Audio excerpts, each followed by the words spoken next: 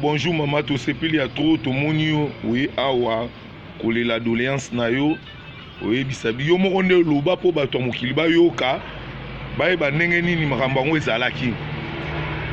Ngai nazali kosala mosala epa papa Alexis Tambwe Mwamba oyo azalaki ministre ya justice. Ye atindelaka nga mutu Shabani wana ti lelo bazalaka naye. Siko mutu wana abengi nga toke komona ye abengeli nga docteur moko komona Guilain, papa Guilain. Docteur wana atali eta santé nanga alobeli papa savoir. Siko ye akomi so auti Kinshasa ke Kindu azolingalinga nga. Boko bima na ye. Na bandi kobima na ye. Après nde na ye kozwa zemi ya mwana oyo. Ntango na zemi ya mwana ekomi 7 mois atindi mbongo na ye Kinshasa. Okoma na Kinshasa na vwandi epaleki na ye ya mwasi mama Emiliana. Na adresse ni? Na azalaki na Gombe na immeuble na Ethiopole. Siko kovwanda wana ye azalaki na habitude ya kotindaka moto aye kozwa nga toke na ma campagne epa na ye ba 22h baye kozolisa nga. Après un mois nde namoni lisusu garçon wana ye o papa azoluka yo. Kokoma kuna na tokotika na lopango na kuti mwasi na ye. Nde mwasi abiyo nde mwasi okutaki Kindu nga na bien. Abengi policier moko koma Sazo. Abengi na Shabani wana niso abengi ba policier bobeta ye babeti nga na bandi kosenye makilati ale abibokende komwaka ye musika nde baki po babwaka nga koti ya fleuve kuna mama moko ya social ya Ngaliema na burumesa ya mwasi oya aza na Kitambo burumesa moko ya mwasi aza na komine ya Kitambo bamonaki batuni pe ba policier bino boza ba policier ya nani oyo biso toza ba policier ya Alexis Tambwe Mwamba. Siko mwasi oyo abetami burundeni o aye komenase mama na lopango esuki wana na aye kobota mwana prématuré na nzela.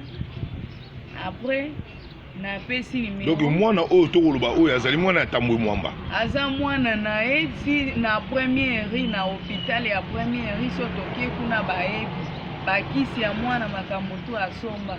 Siko mwana akomi bazwinga mwana akomi 8 mois nde ba mwasi aye kobeta nga siko pour la deuxième fois abengani nga.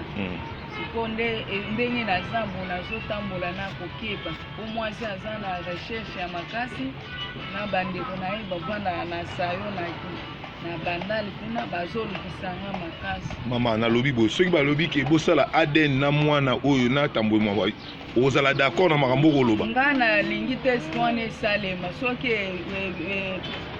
esalemi nga nakoseli na ndimi kokota prison.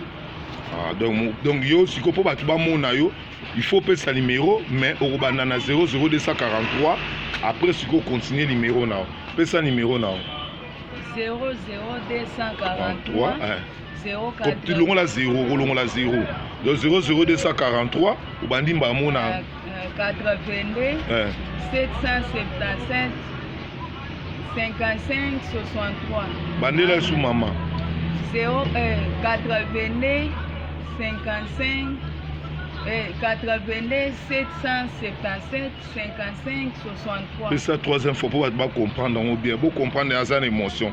Et ça sous 82 777 55 63. Combo nani? Combo nanga 6 fois Sylvie. Donc vous allez muto uta Kindu.